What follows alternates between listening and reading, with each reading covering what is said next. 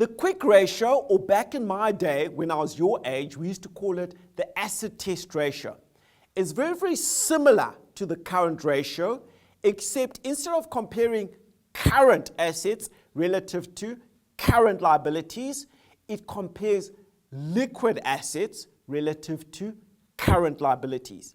Now, how would we define a liquid asset? Is cash liquid? Absolutely. That is your ultimate liquidity. So under your current assets, cash is definitely a liquid asset. And we're going to define a liquid asset as a current asset that you can convert into cash within 48 hours. Some standards say 24 hours, I'm going to use 48 hours. You need to be able to convert that current asset into cash within 48 hours for it to qualify as a liquid asset. Are your accounts receivables liquid? Can you turn them into cash within 48 hours?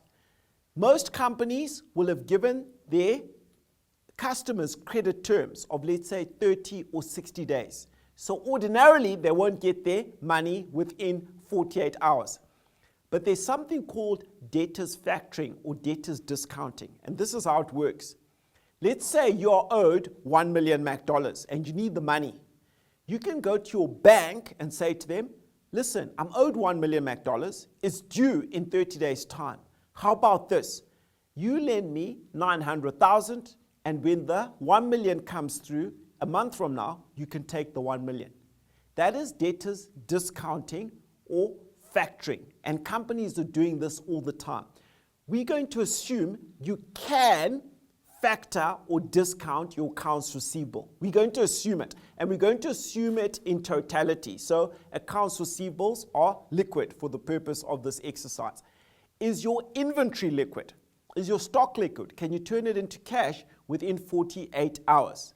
In most cases, no. There's some exceptions, but in most cases, it can't. So it is the liquid assets relative to the current liabilities. Let's do an example. So in our example, we've got liquid assets of cash 200, accounts receivable 300, which gives us liquid assets of 500. We've got current liabilities remaining unchanged at 500. If we're to calculate the quick ratio, acid test ratio, would divide the current liabilities by 500 to get 1. Would divide the liquid assets by what we divided the current liabilities by. We also get 1. We have a quick ratio of 1:1. Now, what that is telling us is after we've stripped out the non-liquid current assets, this is the ratio in terms of our cash or near cash situation, which we will use to pay our creditors. And it's a very, very strict ratio. It's much more strict than the current ratio, but it helps identify a lot of companies who may have seemingly good current ratios because they've got lots of inventory in there.